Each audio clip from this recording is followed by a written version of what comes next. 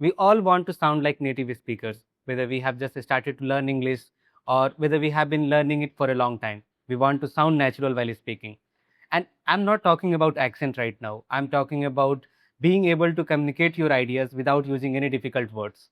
So if your goal is to sound more natural, if you want to use right kind of vocabulary, then this video is for you. Hello everyone, my name is Roshan and this is a 90 days spoken English course where we learn different aspects of spoken English to sound more fluent and to become a better speaker. And today is day number 30 and we are talking about phrasal verbs. This chapter is not something that you can finish it in a single go. Whenever we are discussing vocabulary, we have to spend a lot of time. So instead of learning random vocabulary, random phrasal verbs, just understand the root of it, that how and where you can use it in a sentence. So, and as what exactly is a phrasal verb? There is a word called phrase and verb. Obviously, there is going to be an element of verb. Whenever we add a preposition, adverb, or any other word where the meaning of verb changes completely. For example, call. Call का मतलब हिंदी में क्या होता है, किसी को बुलाना. But if we add off with the word call off, now the meaning completely changes here. It means to cancel something, किसी चीज को कैंसिल कर देना. The class was called off because of some emergency, यानी class cancel कर दिया गया कुछ इमरजेंसी की वजह से. Another example is look. Look का मतलब देखना, to see something. But if you add the word after, look after, the meaning changes completely. Here look after means to take care of somebody. For example, I am looking after this pet. I am looking after my cousin. मैं उसका ख्याल रख रहा हूँ. So my suggestion is do not treat it like any other grammatical chapter. Treat it like a vocabulary thing. And I must repeat it that to learn vocabulary, to improve your vocabulary, it takes a lot of repetition. It takes a lot of effort. So have some patience, watch the full video and practice along with me. Now, I have divided this whole chapter in 3 parts: beginner, intermediate and advanced. So I already explained what are phrasal verbs. Let's read it one more time. A phrasal verb is a verb plus one or two small words like up, off, on, out, after or with. Together they create one new meaning and that meaning is often very different from the original verb. अब इसको हिंदी में समझते हैं कि एक phrasal verb क्या होता है. कम्बिनेशन ऑफ टू वर्ड्स, एक तो वर्ब रहेगा और उसके साथ साथ ये वर्ड्स रहते हैं, प्रीपोजिशन, एडवर्ब्स, ये सारे वर्ड्स जो यहाँ लिखा हुआ है. और जो जब उन दोनों को एक साथ मिलाते हैं तो वो नया मीनिंग देता है, न्यू मीनिंग, और वो हमेशा वर्ब से काफ़ी डिफरेंट रहता है. फॉर एग्जाम्पल, ये अगर चैट बॉक्स देखो तो गिव का मतलब क्या होता है, to hand something to someone, कि I will give you this pen after the class, मैं तुमको दूंगा इसको. बट गिव अप का मतलब क्या हो जाएगा, to quit, stop trying. Look, जो पहले एग्जाम्पल दिया, look after, to take care of. Turn, rotate करना, किसी चीज को घुमाना. Turn up, to arrive. Run, तेजी से दौड़ना. Run into, to meet by chance, यानी किसी से मिल जाना रास्ते में. सो इसमें पैटर्न रिकग्निशन बहुत डिफिकल्ट है. You will have to just practice और उसका मीनिंग जानना ही होगा आपको. And that is not going to happen overnight. एक रात में और एक वीडियो के बाद नहीं होने वाला. You will have to practise a lot. Phrase, इस लाइन को पढ़ो. A phrasal verb is not the sum of its words. Give plus up doesn't mean hand upward, it means quit. You learn the whole phrase one new word. हम इसको दो word पढ़ के नहीं समझते, ये एक वर्ड है, गिव अप. तो जैसे हैंड और अपवर्ड, ये दोनों अलग अलग वर्ड हो गए, बट फ्रेजल वर्ब्स दोनों एक साथ होता है. So it's very important to recognise कि हम उसको एक वर्ड के जैसा ट्रीट करेंगे. अब जो मैंने पहले एग्जाम्पल दिया था कि नेटिव स्पीकर्स इसका यूज कैसे करते हैं, तो सबसे इंपॉर्टेंट चीज़ है कि ये नेचुरल साउंड करते हैं और काफ़ी फ्रेंडली रहते हैं. The phrasal verbs we use. उसके साथ साथ they are short and casual, यानी कि हमें पूरा चीज़ ना, पूरा सेंटेंस ना बना के sometimes we can just use the phrasal verbs and move on. They are everywhere, चाहे आप कोई फिल्म पढ़ देखो या फिर चैट में, गाने, interviews, all native speakers use it. They save effort. जो मैंने पहले बताया कि आपको पूरा सेंटेंस पढ़ने की भी जरूरत नहीं है and you will be able to convey your idea. अब डिफिकल्टी क्यों होता है, बेसिकली बिगिनर्स के लिए ये थोड़ा मुश्किल क्यों होता है, because the meaning is not logical.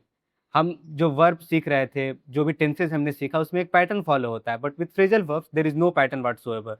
तो आप गेस करके नहीं कर सकते हो कि इसका मीनिंग ये हुआ. You will have to find out the actual meaning. So again it takes time. One verb has many meanings. So the verb here we have get. अब इसका मीनिंग हर जगह चेंज हो जाएगा because of this words. Get up, get over, get by, get along, सारे words का meaning अलग अलग है. अब ग्रामर फील्स ट्रिकी. अब कहीं कहीं इसको हम स्प्लिट कर सकते हैं, इसको दो तरीके से बांट सकते हैं, but there are some places where we can't split it. So I don't want to confuse you. If you need the whole file, अगर आपको पूरा डिटेल में पढ़ना है इस फाइल को, then drop me a message on my number. जो लोग मेरे कोर्स का हिस्सा है, they already have the access to this, but if you need this whole package of phrasal verbs, just reach out to me on my number and I will share the details. इस चीज़ को समझते हैं जो काफ़ी important है, the 3 structures. हम इसको किन किन तरीके से यूज कर सकते हैं. वर्ब के बाद हम प्रीपोजिशन यूज कर सकते हैं, एडवर्ब, और उसके साथ साथ एडवर्ब प्रीपोजिशन दोनों यूज कर सकते हैं. For example, look after, look for, run into, turn on, give up, take off, put up with, look forward to, come up with. तो ये थोड़ा सा ट्रिकी हो सकता है, बट आपको ग्रामर वाले हिस्से पे ज़्यादा ध्यान नहीं देना है. Focus on building your muscle memory, कि आप वर्ड्स को सीखो. कभी भी कोई भी नया वर्ड सुनाई दे, दिखाई दे, just go along with that. Here are some examples. जैसे लुक फॉर, एक वर्ब है लुक, उसके आगे हमने वर्ड यूज किया for. To search for something, I am looking for my keys, मैं अपनी चाबी ढूंढ रहा हूँ. He is looking for a new job, वो एक नया जॉब ढूंढ रहा है. अब देखो ये कैसे वर्ब इसका चेंज हो रहा है. यहाँ पे लुक फॉर था, यहाँ लुकिंग चेंज हो गया. सो अकॉर्डिंग टू टेंस हम इसको चेंज कर सकते हैं.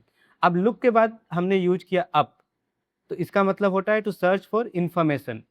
Look up the word in a dictionary, यानी कि उस वर्ड को डिक्शनरी में ढूंढो. Looked up the train times online, मैंने उसका इंफॉर्मेशन कहाँ से निकाला, ट्रेन टाइमिंग का, online. So again this is a long file, you just have to practice multiple times. Now let's start our speaking practice. You know the process, you have to speak along with me. अब हम situational practice करने वाले हैं कि किस situation में हमें कौन सा वर्ड यूज करना होगा. And your job is to choose the correct phrasal verb from each situation. The first situation is, you are trying to stop a bad habit. आप अपने बैड हैबिट को छोड़ना चाहते हो. I need to dash smoking, मुझे smoking छोड़ना है. तो क्या हो सकता है, गिव अप, शो अप और पुट अवे. तो शो अप होगा नहीं, पुट अवे यहाँ सुटेबल नहीं है. The right answer is give up. Give up का मतलब होता है टू क्विट ए हैबिट. जैसे I need to give up smoking, मुझे स्मोकिंग छोड़ना होगा. Try to make your own sentences in the chat box. Your alarm rang and you left your bed, alarm बजा और आप उठ गए. I dash at 6 this morning, got over, got up, got by. तो इसमें से गॉट ओवर नहीं होगा, गॉट बाई नहीं होगा. The right answer is get up. और गेट अप को हमने, ये पास्ट है तो हमने गॉट बना दिया. I got up at 6 this morning, इसका मतलब कि मैं 6 बजे अपना बेड छोड़ा, यानी कि उठा. Next, the TV is off and you want to watch it, can you turn on the TV. This is very easy, option देखने की भी जरूरत नहीं है. टर्न डाउन, टेक ऑफ, ये दोनों गलत हो जाएगा. The right answer is turn on. Turn on का मतलब होता है to start a device. Next, the music is far too loud, यानी कि म्यूजिक बहुत लाउड बज रहा है. Please dash the volume. The options are turn down, turn up, turn into. तो ये दोनों गलत है. The right option is turn down, यानी कि लोअर, म्यूजिक का वॉल्यूम कम करो. Next, you can't find your wallet anywhere, आपका वॉलेट नहीं मिल रहा है. I am my wallet. The options are looking after, looking for, looking up. तो अप का मतलब होता है सर्च करना, लुकिंग आफ्टर होता है किसी का ख्याल रखना, लुकिंग फॉर का मतलब होता है ढूंढना, to search. I am looking for my wallet. Next, your friends flight land soon and you will collect them, यानी कि आपका दोस्त मिलने आ रहा है, आपका दोस्त का फ्लाइट आ रहा है और आपको उससे कलेक्ट करना है, यानी कि रिसीव करना है, उसको मिलने जाना है. I will dash you at the airport, drop off, see off और पिकअप. तो ये दोनों का मतलब होता है छोड़ना, ड्रॉप ऑफ या see off. The right option is pickup. Pickup का मतलब होता है to collect someone. I pick up you at the airport या I pick you up at the airport. Next, you met an old friend completely by chance, यानी कि अचानक से आप अपने पुराने दोस्त से मिले. तो क्या होगा, an old friend today, ran into, ran out, ran over. तो ये दोनों गलत है. The right option is this one, ran into, यानी कि to meet by chance. I ran into an old friend today. A meeting must move to next week, यानी कि एक मीटिंग है जो आप अगले वीक उसको मूव करना चाहते हो. Let's dash the meeting, put on, put off, put up. Put off यानी कि किसी चीज को पोस्टपोन करना. Let's put off the meeting. Next, you must care for your sister children tonight. आपको अपने बहन के बच्चों का ख्याल रखना है. So I will the kids tonight. Look after, look out, look up. हमने इस वर्ड को पहले भी सीखा था. सो लुक आफ्टर मतलब किसी का ख्याल रखना. Next, you are very excited about your holiday. I am really looking down on, looking into, looking forward to. ये सही है. This two are incorrect. I am really looking forward to the trip. यानी कि मैं trip के लिए काफ़ी excited हूँ. Next, you want to eat less sugar. आप कम चीनी खाना चाहते हो. So I am trying to cut down on, turn down, break down. ये दोनों गलत है. The first option is correct. Cut down on sugar. Next, your phone battery is empty. I need to clean up, charge up, show up. तो clean up का मतलब होता है खाली करना. सो ये गलत है. This is correct. Charge up. I need to charge up my phone. You want to discover the exam result. Exam result आपको ढूंढना है, पता करना है. So I want to find out, fill out और hand out. Very easy. I want to find out the result. Next, you and your colleagues get on well. Get on well का मतलब होता है आप दोनों में काफ़ी अच्छी फ्रेंडशिप है. So I dash my colleagues get over, get away, get along with. यानी कि आप काफ़ी अच्छे से इजी तरीके से बात कर पाते हो. So I get along with my colleagues. Next, you have recovered from your cold. यानी कि आप बीमार थे और अब आप अच्छा फील कर रहे हो. Sentence is I finally dash my cold, got over, got up, got around. So the right option is got over. You must submit your homework. यानी आपको अपना होमवर्क सबमिट करना है. Please dash your homework, hand out, hand in, ना कि hand out. कि please hand in your homework, अपना homework जमा करो. Next, the teacher needs to distribute the papers. यानी टीचर को पेपर्स डिस्ट्रीब्यूट करना है. The sentence is the teacher will hand out, hand in, put out. The right option is hand out. The teachers will hand out the papers to distribute. Next, you want your friend to keep talking. यानी आप चाहते हो कि आपका दोस्त आपसे बात करता रहे. Please, I'm listening. Get off, go off, go out, go on. मतलब carry on. बोलते रहो. Please go on. I'm listening. मतलब to continue. Before the test, you want to review notes. यानी टेस्ट के पहले आप अपने नोट्स को रिव्यू करना चाहते हो. Let's dash the notes. Go over, go under, go ahead. Go over is the right option here. Let's go over the notes to review something. You need to arrange a meeting. एक meeting arrange करनी है. I will dash a meeting for Monday.